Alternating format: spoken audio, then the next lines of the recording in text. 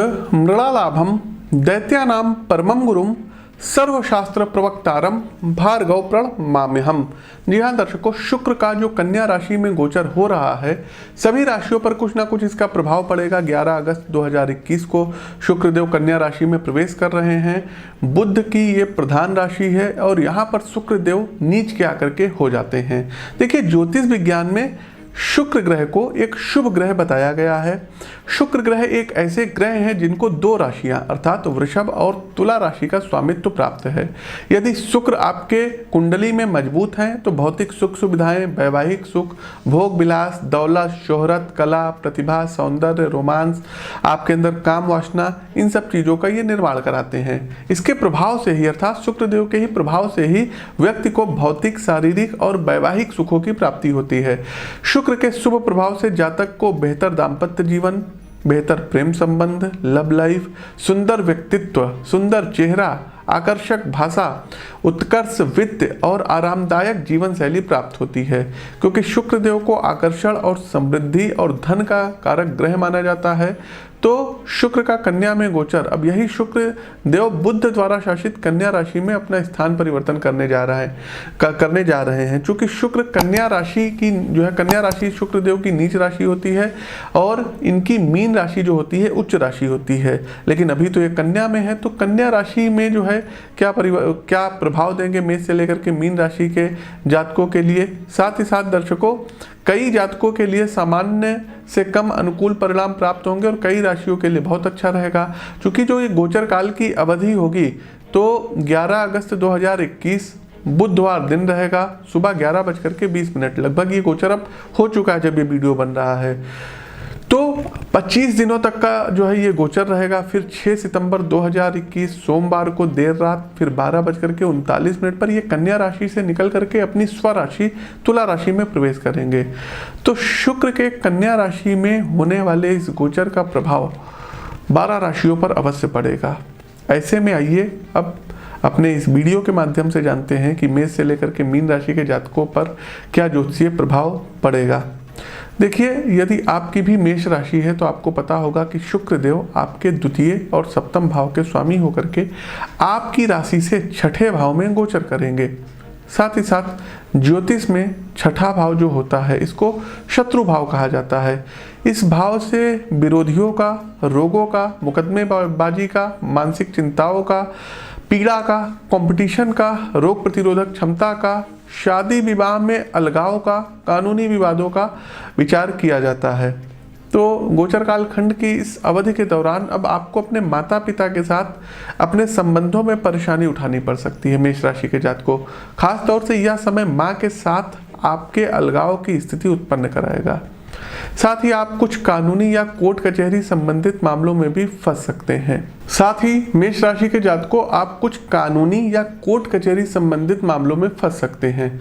इसलिए आपको सलाह दी जाती है कि वाहन चलाते समय विशेष सावधानी बरतिएगा, अपने डॉक्यूमेंट अपने साथ कैरी करके रखिएगा, सभी नियम कानूनों का भली भांति आपको पालन करना होगा। एक बात और बताएंगे दर्शकों, ओवर स्पीडिंग मत करिएगा, अन्यथा आपका चालान कट सकता है।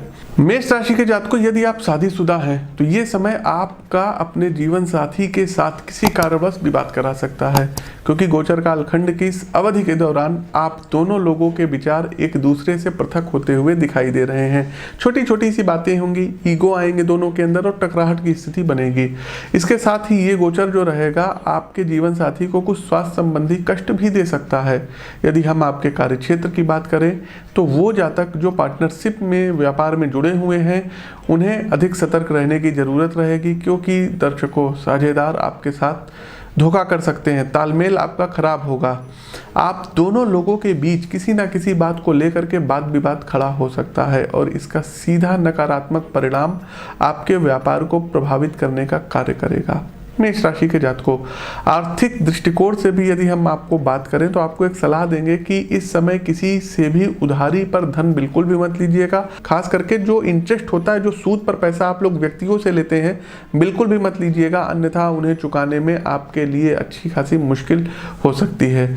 इसके साथ ही आपको एक सही बजट बनाने और उसी के अनुसार कुछ भी धन खर्च करने की जरूरत रहेगी, क्योंकि ऐसा करके ही आप अपने खर्च और आमदनी के बीच सही संतुलन संबंध बनाने में सफल रहेंगे। वहीं नौकरी पेशा जातकों को भी अपने कार्य क्षेत्र पर प्रतिकूल फलों की प्राप्ति हो सकती है। खास तौर से यदि आप वरिष्ठ अधिकारी के अधीन कोई काम करते हैं और आपकी वरिष्ठ अधिकारी कोई महिला है तो उनके साथ बहुत सतर्क हो जाइएगा। आपको कोई किसी प्रकार का दंड दिया जा सकता है। उपाय क्या करना रहेगा? देखिए दर्शकों, कोशिश कीजिएगा प्रातःकाल जल्दी उठ करके चांदी के पात्र में जल का सेवन करिएगा और प्रतिदिन गाय को रोटी जरूर खिलाइए। दूसरी राशि आती है वृषभ राशि। वृषभ राशि के जातकों शुक्रदेव आपके प्रथम यानी लग्न और षष्ठम भाव के स्वामी होकर के ये अब आपकी राशि से पंचम भाव में गोचर करेंगे। देखिए कुंडली में 5th हाउस को संतान भाव के नाम से जाना जाता है, प्रेम संबंधों के भाव के नाम से जाना जाता है, लव, रोमांस, रचनात्मक, बौद्धिक क्षमता, शिक्षा एवं नए अवसरों से भी पंचम भाव से विचार किया जाता है। गोचर कालखंड की इस अवधि के दौरान छात्र वर्ग कुछ परेशान रहेंगे क्योंकि संभव है कि अब आपका ध्यान शिक्षा से भ्रमित होगा और गेम पर जाएगा, मोबाइल पर जाएगा। साथ ही साथ आपकी संगति सही नहीं होगी, दुष्ट लोगों के साथ आपकी संगति हो सकती है, वे आपका ध्यान भंग करेंगे, आपके जो है क्या कहते हैं मानसिक नुकसान आपको पहुंचा सकते हैं। वहीं यदि आप किसी से सच्चा प्रेम करते हैं तो आपको इस समय सावधान रहने की आवश्यकता रहेगी क्योंकि आशंका है कि प्रेमी के साथ आपका कुछ मतभेद या टकराहट हो सकती है जिसका नकारात्मक असर आप दोनों के प्रेम संबंधों पर पड़ेगा। गोचर कालखंड की इस अवधि के दौरान आप अपने साथी को समझ पाने में पूरी तरीके से असमर्थ रहेंगे जिससे आप दोनों के बीच गलतफहमी बढ़ सकती है। वो जातक जो किसी चिकित्सा या स्वास्थ्य सेवाओं में कार्यरत हैं उनके लिए समय सामान्य से बेहतर ही रहेगा। वृषभ राशि के जातकों आप अपने व्यापार को विस्तार दे सकते हैं जिससे आपकी इनकम में वृद्धि होगी और आपको अपने व्यापार में किए गए कार्यों का अच्छा और लाभदायक परिणाम प्राप्त होगा। साथ ही साथ रचनात्मक कार्यों जैसे डिजाइनिंग, स्टाइलिंग या साज सज्जा से जुड़े लोगों के लिए थोड़ा बहुत चुनौतियों का सामना करना पड़ सकता है। आपको कहीं लगेगा कि आपके अंदर एक ऊर्जा की कमी है, आप अपने शरीर में ऊर्जा की कमी महसूस करेंगे, आपका पराक्रम थोड़ा सा घटा हुआ रहेगा जिससे आपको अपने विचारों और नीतियों को अपनाने में कुछ परेशानी हो सकती है। इसका सबसे अधिक प्रभाव आपके कार्यस्थल पर दिखाई देगा। देखिए कोशिश कीजिएगा कि प्रतिदिन शुक्र कवच का आपको पाठ करना रहेगा। साथ ही साथ यदि संभव हो तो चावल का दान धर्म स्थान पर आप लोग अवश्य करें। आगे बढ़ते हमारी अगली राशि आती है जेमिनी अर्थात मिथुन राशि। मिथुन राशि के जातकों शुक्रदेव आपके द्वादश और पंचम भाव के स्वामी होकर आपकी राशि से ये चतुर्थ भाव में गोचर करेंगे। कुंडली का चौथा भाव माता का भाव, भूमि का भाव, भवन का भाव, सुख का भाव कहा जाता है। साथ ही साथ आपके जीवन में मिलने वाले हर प्रकार के सुख, चल अचल संपत्ति, चूंकि चौथा भाव जनता का भाव होता है इसलिए आपकी लोकप्रियता एवं फीलिंग्स, भावनाओं का भी ये भाव होता है, तो कैसी रहेगी? तो गोचर कालखंड की इस अवधि के दौरान अपने परिवार के साथ रहने के बावजूद भी आप थोड़ा अलग पड़ सकते हैं। साथ ही परिवार के सदस्यों के बीच एकता तो होगी परंतु वह किसी भी जश्न को एकजुट होकर मनाते और उसका आनंद लेते दिखाई नहीं देंगे। प्रेम संबंधों में भी आपको प्रेम और मधुरता की कमी कहीं ना कहीं खलती हुई दिखाई दे रही है। वहीं यदि आप इस समय वाहन खरीदने की योजना बना रहे थे तो आपको अभी ऐसा कुछ भी करते समय ज़्यादा सतर्क रहने की आवश्यकता होगी क्योंकि संभव है कि ऐसा करना इस समय आपके लिए हानिकारक सिद्ध हो सकता है। साथ ही साथ यदि आप संपत्ति या जमीन से जुड़ा कोई निवेश करने का सोच रहे हैं तो भी आपको थोड़ी और प्रतीक्षा करने की यहाँ पर सितारे सलाह दे रहे हैं क्योंकि यह समय हर तरह के निवेश के लिए प्रतिकूल दिखाई दे रहा है। हालांकि शेयर बाजार आदि से जुड़ा निवेश करना इस गोचर के दौरान आपके लिए अच्छा रहेगा। इसलिए ये जो समय रहेगा आपके विश्लेषण कौशल और तर्क शक्ति का विकास कराएगा जिससे आप शेयर बाजार से जुड़ा फैसला लेने में ज़्यादा सफल हो सकते हैं। ये जो अवधि रहेगी गोचर कालखंड की इसमें ये रहेगा कि आपके स्वभाव में थोड़ा बहुत सकारात्मक बदलाव आएगा जिसके परिणाम स्वरूप आप अपने आसपास के लोगों का सहयोग करने के लिए तत्पर रहेंगे। समाज में भी आपकी भागीदारी बढ़ेगी और आप शारीरिक रूप से विकलांग लोगों की मदद के लिए बढ़ चढ़ करके दान पुण्य करते हुए दिखाई दे रहे हैं। यदि आप हॉस्पिटलिटी उद्योग, नर्सिंग या आहार विशेषज्ञ के रूप में कार्यरत हैं तो आपके लिए समय ज़्यादा अनुकूल दिखाई दे रहा है, क्योंकि गोचर कालखंड की इस अवधि के दौरान आप अपने ग्राहकों को अपनी सभी सेवाओं के प्रति आश्वस्त करने में सफल रहेंगे, जिसका सकारात्मक प्रभाव आपको अपने कैरियर में प्रगति देने का कार्य करेगा। उपाय क्या करना रहेगा? तो प्रिय दर्शकों, कोशिश कीजिएगा कि अपने घर के नॉर्थ डायरेक्शन में एक नीले रंग की कांच की बोतल में पानी वाला मनी प्लांट लगाइए। दूसरा दर्शकों, आपका प्रयास ये होना चाहिए कि शुक्रवार वाले दिन जो सुहागिन महिलाएं हैं, सुहागिन स्त्रियां हैं, इनको सुहाग से संबंधित सामग्री का डोनेट करिए, जैसे कि मेहंदी हो गई, कंघी हो गई, परफ्यूम हो गया, सेंट हो गया, बिंदी हो गई, सिंदूर हो गया, इन सब चीज़ों का आप डोनेट करिए। आगे बढ़ते हैं, हमारी अगली राशि आती है कर्क राशि। कर्क राशि के जातकों, शुक्र देव आपके एकादश और चतुर्थ भाव के स्वामी, और ये आपकी राशि से तीसरे भाव अर्थात पराक्रम के भाव में गोचर करेंगे। जन्म कुंडली में तीसरे घर को सहज भाव कहा जाता है।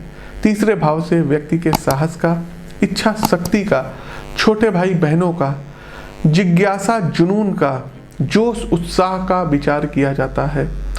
कर्क राशि के जातकों, गोचर कालखंड की इस अवधि के दौरान आप अंदर से कुछ खाली खाली महसूस करेंगे। मेहनत बहुत ज़्यादा करेंगे, उसका आउटपुट कम निकलेगा।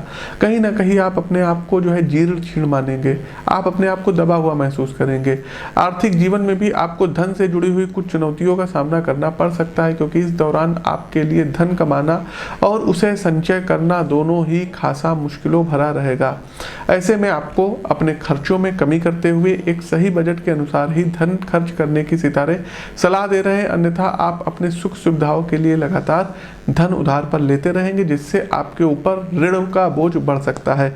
कोशिश कीजिएगा कर्ज बिल्कुल भी मत लीजिएगा, किसी से इंटरेस्ट पर, सूद पर पैसा आपको नहीं लेना रहेगा। साथ ही साथ ये समय आपको अपने दोस्तों और परिवार से भी थोड़ा दूर रखेगा, जिसके कारण आप उनके साथ बिताए पुराने दिनों को याद करेंगे। माँ के साथ आपके संबंधों में भी तनाव साफ दिखाई दे रहा है, जिससे आपको उनसे सही प्रोत्साहन और सहयोग मिलने में परेशानी आएगी। साथ ही साथ यह समय आपको अपने भाई बहनों के साथ अपने संबंधों में भी कुछ समस्या प्रदान करा सकता है। आपके छोटे भाई बहन आपके ऊपर हावी रहेंगे, आपका कहना नहीं मानेंगे, आपकी बात नहीं सुनेंगे।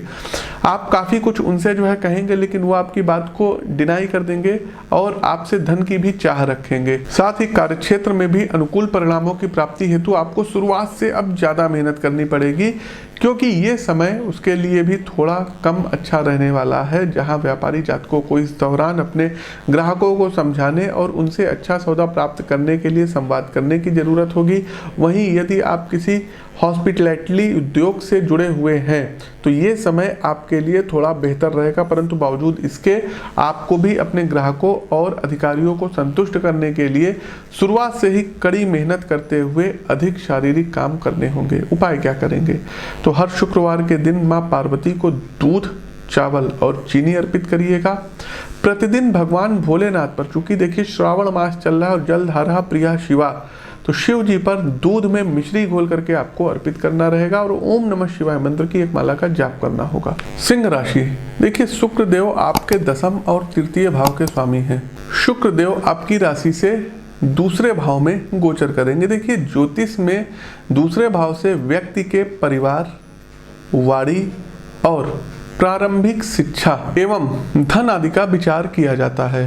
गोचर कालखंड की इस अवधि के दौरान आपको कार्यक्षेत्र पर कई चुनौतियों का सामना करना पड़ सकता है, क्योंकि इस समय आपको अपने प्रयासों के लिए जरूरी सराहना व प्रोत्साहन नहीं मिलेगा।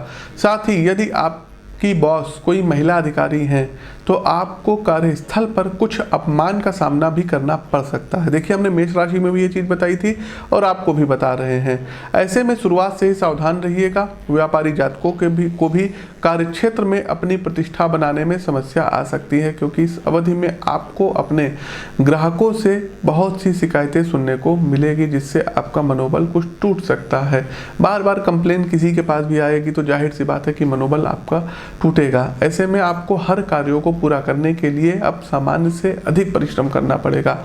आपका आर्थिक जीवन भी सामान्य से कम अनुकूल रहेगा, क्योंकि खर्चों में वृद्धि, बेतहाशा वृद्धि से आपको दो चार होना पड़ सकता है। इसलिए आपको यहाँ पर सलाह देंगे कि गोचर कालखंड की इस अवधि के दौरान निजी या व्यवस्थित स्तर पर कोई भी निवेश करने से बचिएगा, अन्यथा धन हानि संभव है।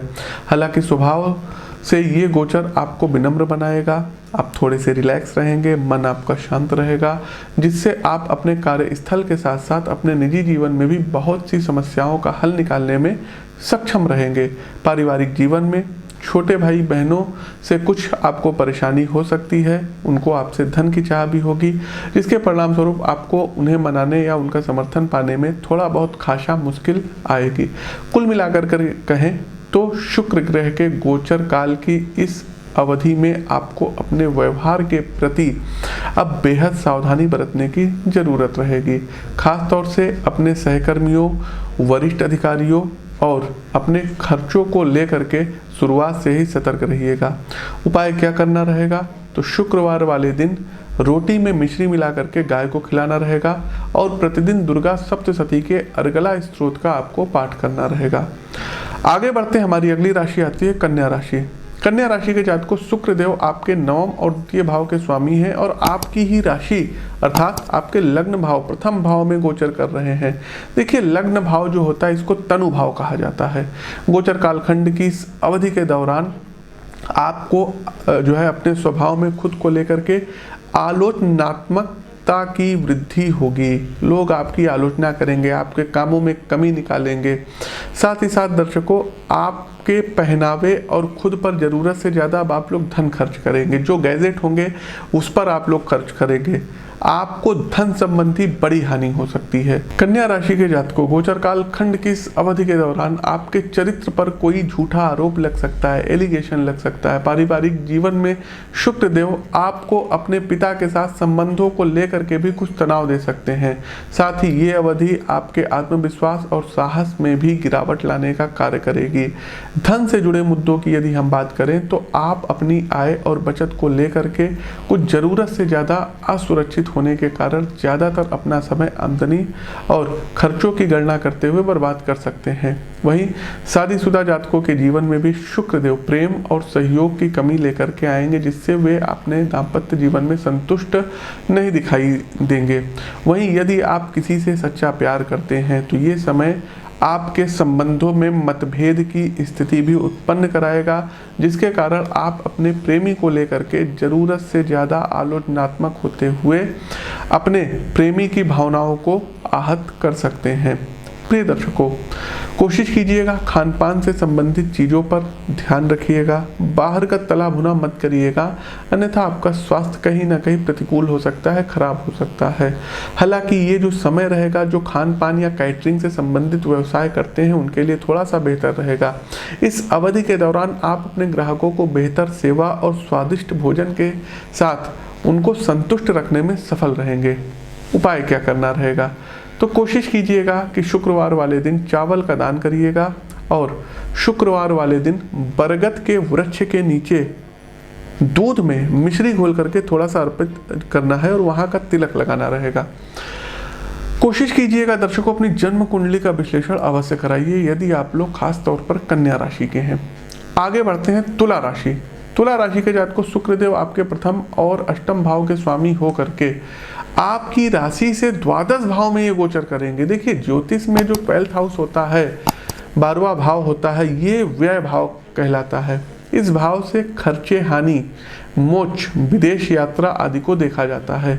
इस दौरान आपको अपनी खाने की आदतों और दिनचर्या को लेकर के सतर्क रहने की आवश्यकता होगी, क्योंकि संभव है कि आपको शुक्र का ये गोचर कुछ स्वास्थ्य संबंधी परेशानी दे दे, आपका शुगर लेवल बढ़ा दे। साथ ही साथ वाहन चलाते समय आपको विशेष सावधानी बरतनी होगी, हेलमेट और सीट बेल्ट का प्रयोग करना आवश्यक रहेगा। आप दुर्घटना का शिकार हो सकते हैं। शुक्रदेव अपने इस गोचर के दौरान यदि आप महिला जातक हैं तो मंथली साइकिल या हार्मोन से संबंधित विकार से परेशान हो सकते हैं। ऐसे में किसी भी तरीके की परेशानी होने पर तुरंत किसी अच्छे चिकित्सक से आवश्यक परामर्श जरूर लीजिएगा। शादीशुदा जातकों को भी गोचर कालखंड की अवधि के दौरान अपने अंतरंग संबंधों से कुछ परेशानी का सामना करना पड़ सकता है। साथ ही यदि आप अकाउंट या वित्त संबंधी व्यापार से या कार्य से जुड़े हुए हैं तो ये समय आपके लिए थोड़ा बहुत अनुकूल रह सकता है। महीने के अंत में जब शुक्र और बुध की युति होगी, नीच भंग राजयोग का निर्माण होगा, लक्ष्मी नारायण योग बनेगा, तो आपको अपने कार्यस्थल पर अधिक शुभ फल प्राप्त होंगे। यह समय स्वास्थ्य सेवाओं या चिकित्सा से जुड़े जातकों के लिए भी उत्तम रहने वाला रहेगा। कई जातकों को ये जो गोचर रहेगा विदेश भी भेज सकता है, विदेश यात्राओं पर जाने का सुअवसर भी देगा और परिवार और करीबियों से कुछ समय के लिए ये गोचर आपको दूर करा सकता है। उपाय के तौर पर करना क्या रहेगा, तो सबसे पहले शुक्र कवच का आपको प्रतिदिन पाठ करना रहेगा और शुक्र देव का पौराणिक मंत्र है हिम कुंद मृणालाभम दैत्यानाम परमम गुरुम सर्वशास्त्र प्रवक्तारम भार्गव प्रणमाम्यहम्। इस मंत्र की एक माला का आप लोग प्रतिदिन यदि आप जाप करेंगे तो सबसे अच्छे रिजल्ट लेने में आप सक्षम रहेंगे। प्रिय दर्शकों, आप लोग लाइक करते रहिए, शेयर करते रहिए और कमेंट बॉक्स में जय मां लक्ष्मी कमेंट कीजिए। साथ ही साथ एक आप लोगों के लिए विशेष ऑफर है कि मात्र 999 रुपए में आप लोग अपने जीवन से जुड़ी हुई जन्म कुंडली को अपने ईमेल, अपने व्हाट्सएप अथवा अपने गूगल ड्राइव पर हमारे संस्थान से मंगवा सकते हैं। प्रिय दर्शकों, दिनांक 3 और 4 सितंबर को हमारा पटना आगमन हो रहा है, तो जो भी दर्शक बिहार या इसके आसपास के क्षेत्र से हैं आप लोग हमसे पटना में भेंट कर सकते हैं। स्क्रीन के दिए गए नंबरों पर आप लोग संपर्क करिए। आगे बढ़ते हैं, हमारी अगली राशि आती है वृश्चिक राशि। वृश्चिक राशि के जातकों शुक्र देव आपके द्वादश और सप्तम भाव के स्वामी होकर आपकी राशि से अब ये 11th हाउस एकादश भाव में स्थित रहेंगे। देखिए, जन्म कुंडली का एकादश भाव, इस भाव को इनकम का भाव कहा जाता है, आपके बड़े भाई बहनों का भाव कहा जाता है। आप कितना पैसा कमाएंगे, आपकी कुंडली में एकादश भाव का स्ट्रांग होना बहुत जरूरी रहेगा। साथ ही साथ वृश्चिक राशि के जातकों कैरियर के दृष्टिकोण से ये गोचर आपके लिए अनुकूल नहीं रहेगा, क्योंकि गोचर कालखंड की इस अवधि के दौरान आपको अपने सहकर्मियों, विशेष करके महिला कर्मी से कुछ समस्याओं का सामना करना पड़ सकता है। जो लोग सार्वजनिक सेवाओं या पब्लिक सेक्टर से जुड़े हुए हैं उन्हें भी अपने ग्राहकों को संतुष्ट करने में कठिनाई आएगी, क्योंकि गोचर कालखंड की इस अवधि के दौरान दूसरों के साथ आपका मतभेद हो सकता है, किसी के साथ कुतर्क संभव है। आर्थिक जीवन में भी आप अपनी आमदनी से संतुष्ट नहीं दिखेंगे, आपको कुछ खाली खाली सा लगेगा। इसलिए आपको अधिक धन कमाने के लिए अब सामान्य से अधिक मेहनत करनी पड़ेगी। वृश्चिक राशि के जातकों आपके खर्चों में भी बेतहासा वृद्धि होती हुई दिखाई दे रही है। पारिवारिक जीवन में बड़े भाई बहनों के साथ आपके संबंधों में मतभेद होता हुआ दिखाई दे रहा है। आपके बड़े भाई बहन किसी गलतफहमी के शिकार हो सकते हैं। आपकी पत्नी आप पर शक कर सकती हैं। जीवन साथी के साथ भी आपके संबंध अच्छे नहीं रहेंगे। यदि आप व्यापार करते हैं तो आपके पार्टनर आपको धोखा दे सकते हैं। कोर्ट कचहरी से संबंधित मामलों में भी कोई भी फैसला विलंब से आता हुआ दिखाई दे रहा है। उपाय के तौर पर वृश्चिक राशि के जातकों को करना क्या रहेगा, तो सबसे पहले आप लोगों को चाहिए कि प्रत्येक शुक्रवार वाले दिन ललिता सहस्त्र नाम का पाठ करिए एवं शुक्रवार वाले दिन सुहागिन स्त्रियों को सुहाग से संबंधित चीज़ों का दान दीजिए। अपने पॉकेट में, अपने जेब में हर समय एक सफ़ेद रंग का रुमाल अपने साथ अवश्य रखिए और जितना अधिक हो सके डिओड्रेंट, जी हाँ, परफ्यूम का आपको प्रयोग, इत्र का प्रयोग आपको करना रहेगा। आगे बढ़ते हैं, हमारी अगली राशि आती है धनु राशि। तो धनु राशि के जातकों शुक्रदेव आपके एकादश और षष्ठम भाव के स्वामी होकर आपकी राशि से दसम भाव में गोचर करेंगे। ज्योतिष में दसम भाव कैरियर एवं प्रोफेशन का, पिता की स्थिति का, रुतबे का, राजनीतिक इच्छा शक्ति का एवं जीवन के लक्ष्यों की व्याख्या करता है। इसे कर्म का भी भाव कहा जाता है। इस अवधि में आप अपने काम को लेकर कुछ लापरवाह हो सकते हैं, जिससे कार्यस्थल पर आपको मानहानि और असंतोष की प्राप्ति होगी। जो लोग आपके अधीन कार्य कर रहे हैं वे आपके काम करने के तरीके को लेकर के कुछ असंतुष्ट दिखाई देंगे। कोई आपके खिलाफ हड़ताल कर सकता है, कोई आपके ऊपर मानहानि का केस ठोक सकता है, जिसके कारण अब आपके मन में कुछ खिन्नता आएगी। यदि आप धनु राशि के हैं, व्यवसाय से जुड़े हुए हैं, तो आपको कड़ी प्रतिस्पर्धा का सामना करना पड़ेगा, क्योंकि इस दौरान आपके विरोधी सक्रिय रहेंगे, जिन पर विजय प्राप्त करने में आपको कुछ मुश्किलें आ सकती हैं। वहीं उच्च पद पर कार्यरत लोगों को भी कार्यस्थल पर अपनी टीम के काम का विभाजन करने में कुछ समस्याओं का सामना करना पड़ेगा, क्योंकि इस समय आपके नेतृत्व करने की क्षमता सबसे अधिक प्रभावित होने वाली है। गोचर की ये अवधि आपको अपने काम के प्रति पूर्णता बनाएगी। इसके परिणाम स्वरूप आप हर कार्य को तय सीमा के अनुसार पूरा करने में थोड़ा सा असफल हो सकते हैं। आर्थिक जीवन में भी आपको इच्छा अनुसार धन प्राप्त करने में कुछ परेशानियां आ सकती हैं, क्योंकि संभव है कि आपकी कोई प्लानिंग, कोई परियोजना असफल हो जाए, जिसका खामियाजा आपको धन हानि के रूप में उठाना पड़ेगा। ऐसे में आपको सलाह दी जाती है कि हर कार्य की तय समय सीमा का और अपनी योजना का ध्यान रखते हुए अपने प्रयास आप लोग जारी रखिएगा। कई नौकरी पेशा जातकों को अपने बॉस के साथ मतभेद की स्थिति का भी सामना करना पड़ेगा, इसलिए आपको शुरुआत से ही अपनी भाषा पर नियंत्रण रखने की आवश्यकता रहेगी। उपाय के तौर पर करना क्या रहेगा, तो देखिए दर्शकों, प्रतिदिन शुक्र देव के बीज मंत्रों की एक माला का जाप करिए। दूसरा दर्शकों, यदि संभव हो तो शुक्रवार वाले दिन आप लोग उपवास करें, नमक का सेवन बिल्कुल भी ना करें। हमारी अगली राशि आती है कैप्रिकॉर्न, मकर राशि। देखिए, मकर राशि के जातकों शुक्रदेव आपके दशम और पंचम भाव के स्वामी हैं और ये आपकी राशि से नवम भाव में गोचर करेंगे। ज्योतिष में नवम भाव को भाग्य का भाव कहते हैं। इस भाव से व्यक्ति के भाग्य, गुरु, धर्म, यात्रा, तीर्थ स्थल और आप किन सिद्धांतों पर काम करते हैं इसका विचार किया जाता है। गोचर कालखंड की इस अवधि के दौरान छात्रों को बेकार के रिश्तों के कारण शिक्षा के प्रति अपना ध्यान केंद्रित करने में परेशानी आएगी। किसी महिला के कारण आपका ध्यान भंग होगा, आप अपनी पढ़ाई अच्छे से नहीं कर पाएंगे। एक बात और बताएंगे, यदि आप उच्च शिक्षा ग्रहण कर रहे हैं तो यह समय आपके आत्मविश्वास और एकाग्रता में कमी लाएगा, जिससे आप अपना बेहतर प्रदर्शन देने में असफल रहेंगे। गोचर कालखंड की इस अवधि के दौरान आपका दिल अपने टीचर पर आ सकता है, तो यहाँ पर ऐसा भूल से भी मत करिएगा, ये एक पाप होता है और इससे आपको बचना होगा। यदि आप नौकरी करते हैं तो आपका अपने वरिष्ठ अधिकारी या बॉस से किसी गलतफहमी को लेकर के विवाद संभव है। आपके कार्य क्षेत्र पर आपका अपने कार्यों में मन नहीं लगेगा। कुछ जातकों को कार्य से संबंधित यात्राओं पर जाना पड़ सकता है। हालांकि ये यात्राएं आपके लिए खासा फलदायी सिद्ध नहीं रहेगी और इसका नकारात्मक असर आपके व्यवसाय पर पड़ेगा। पारिवारिक जीवन में भी शुक्रदेव अपने गोचर के दौरान आपका अपने पिता के साथ संबंधों में तनाव देने का कार्य करेंगे। ऐसे में आपको उनसे बातचीत करते समय अपने शब्दों का चयन सोच समझ करके करने की सितारे सलाह दे रहे हैं। आप स्वयं से ही विरोधाभास की स्थिति में पड़ते हुए अपने ही विचारों से संतुष्ट नहीं दिखाई देंगे। कुछ आपको खाली खाली सा लगेगा और मानसिक तनाव में वृद्धि भी ये गोचर कराएगा। इसलिए यहाँ पर हम आपको सलाह देंगे कि कोई भी बड़ा निर्णय लेने से बचिएगा, या अगर कोई निर्णय लेने जा रहे हैं तो किसी बड़े या बुजुर्ग की सलाह जरूर लीजिएगा, उनको अपने इस निर्णयों में शामिल जरूर करिएगा। अन्यथा अगर आप नहीं लेंगे तो अपने ही दृष्टिकोण में आप पक्षपात करते हुए भविष्य में अपना नुकसान करा सकते हैं। उपाय के तौर पर करना क्या रहेगा, तो कोशिश कीजिएगा सरस्वती कवच का प्रतिदिन पाठ करिएगा। साथ ही साथ संभव हो तो शुक्रवार वाले दिन गन्ने के रस से भगवान भोलेनाथ का अभिषेक अवश्य करें।